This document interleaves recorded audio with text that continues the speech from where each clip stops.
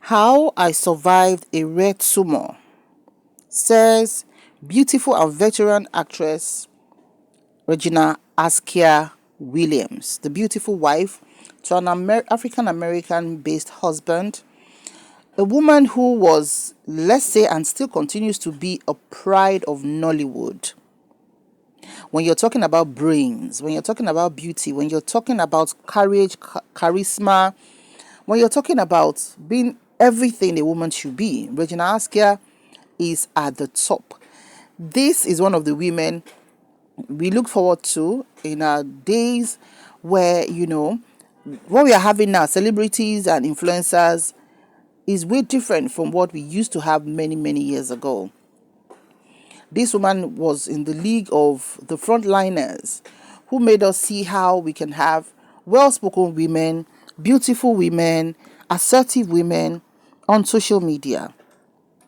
Regina Askia is one woman who was also the beauty queen of University of Lagos.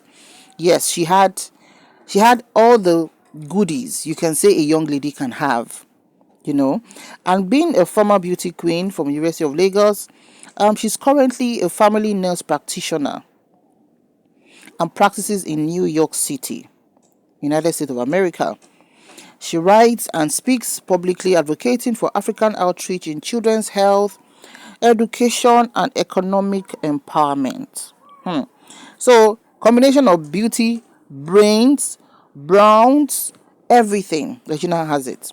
So all of a sudden, she just came out to tell us what her experience was with a rare tumor.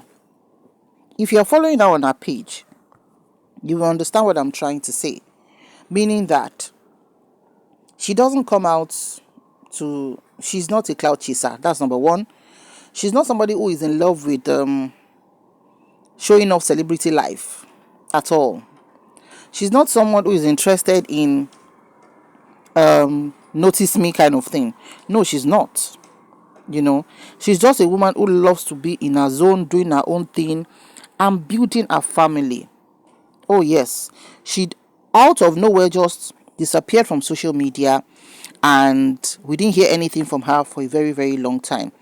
But she does share practices. I think she even opened a kind of clinic in America, New York, with equipment. She shows the equipment. She just talks a little bit about everything, health, and all of that. And people are like, how can a celebrity woman just turn into something like this? Of course, she will turn into something like this because what she has turned to is something to be proud of. She has evolved, should be the word people should use to say, yes, being a beauty queen, being a star actress, being one of the most celebrated actresses in Nigeria, leaving the shore of Nigeria to go abroad and study nursing. No be small thing, no. These ones are not empty brain beauty queens, that you cannot engage in intellectual discussions because they are eloquent. They have charisma. You can't see them jumping around. You can't see them begging around or running after one politician or the other. And the children too are grown up and doing well for themselves. People were even saying at that time, would a marriage last? To God be the glory, and marriage has lasted. And she is a proud mom. I think the last time I saw her online was when she joined Daddy Freeze on the show, and they had discussions about life entirely, how you have to evolve anywhere you are. That, okay, the life you might have in Nigeria as a celebrity might not be the same when you get abroad.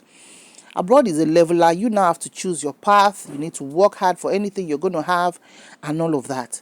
So I was surprised when I just saw her made a post on her page to be like, how she survived a rare tumor. Or like, where is tumor coming from? How could this be? It's quite lengthy, but we are going to take it. She says, Facebook family, life is so very precious and no one, absolutely no one has the promise of tomorrow. Psalm 90 verse 12 says, teach us to number our days that we may gain a heart of wisdom. Let us be kind because you never know what battles we are facing. It is well. A routine doctor's check may throw you up a curveball that gives you just a few months to say goodbye. Out of the blues, no reading, no reason. Increased platelets in a routine check led to the need for further investigations. A chest x-ray revealed something of a 5 centimeter mass on the right side of my trachea. What? Tracheal masses are extremely rare and almost exclusive to smokers. You cannot begin to imagine my anxiety. How? After working so hard and now when it's finally time to flenjo, this, what happens to the beautiful children, to my beautiful children? My 92-year-old mother would not survive the loss of another child. I was planning to travel, to write books, so much to do, and now this. I was numb, trying my best to process words like rule out lymphoma, rule out malignant neoplasm of the trachea in the context of me, someone who has never smoked. How? I've always been the caregiver, the provider, now a possible patient. Sleep abandoned me. Big Rudy did his best to console me. He kept saying, "Don't worry, ma'am. It's going to be okay." I called my mother, like I always do when the cares of life get too heavy. She listened very quietly and said it is well. She prayed for me. You can believe a support system of prayer warriors went to work. My family is blessed with deeply spiritual individuals who believe unshakably in the power of prayer. Knees hit the ground in prayers for complete healing for me, for divine intervention. Some of you may have been a part of the Sunday prayer chain. Still, I was terrified. Somewhere in the chaos of diagnosis and treatment plan, I sank deeper into reclusion. If I, a medic, will be so shaken, I feel deeper empathy for patients who will mostly be anxious, confused, and afraid. I reminded myself that I, of no merit nor grace, was granted the opportunity to experience the human consciousness. My life indeed was a gift, and when it's time, it's time. I fasted and prayed because I didn't feel in the least bit ready. Nobody, they always they ready to buy you. May God help us. So, mind you, I had absolutely no symptoms. Yes, she said no symptoms. Not like she was feeling weak or she was feeling sick or anything. It was just a routine checkup. People who have worked with me call me Iron Lady for the capacity to work hard. It's very obvious now. To be a celebrity in Nigeria, to go abroad and be working as a nurse and get so many qualifications now to become somebody who can start on her own and open a clinic. No be rice and beans so. All right. Next step was a CT scan to determine and further know what's going on. To diagnose the tumor. To me, this was the gate of hell. To me, a positive CT scan result will mean say your goodbyes. I prayed the prayer of Gethsemane. Let this cup pass over me. The thought of chemotherapy, surgical incisions of the mass left me in utter dread. No, please, no. Psalm 91 was my constant mantra. How could I be just gone? Like a candle in the wind? Ha! It used to be just a song. My body tingled as the contrast fluid flowed intravenously and I felt heat. The CT scan machine wailed as I held my breath to command. Again I prayed, my Father, may it be your will to let this cup pass over me. Okay. 2 days later, my doctor called with results. My tears were copious and hot. Deep gratitude. Results. No mass, no cancer. How? What about the we don't see it? I was just too relieved to ask any questions. Now I prayed Psalm 23.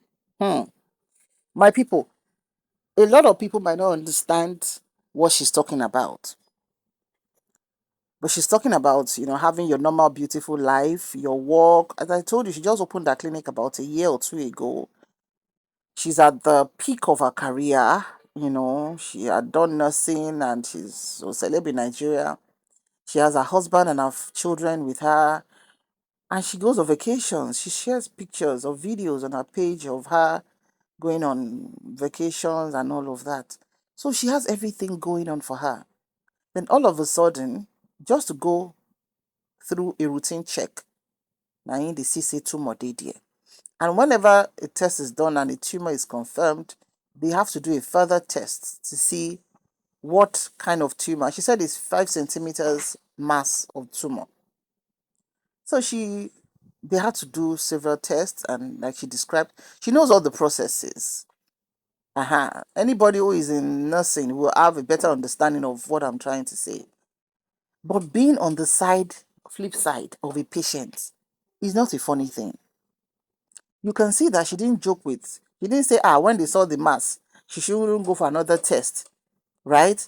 She did what was medically okay for her to do, unexpected.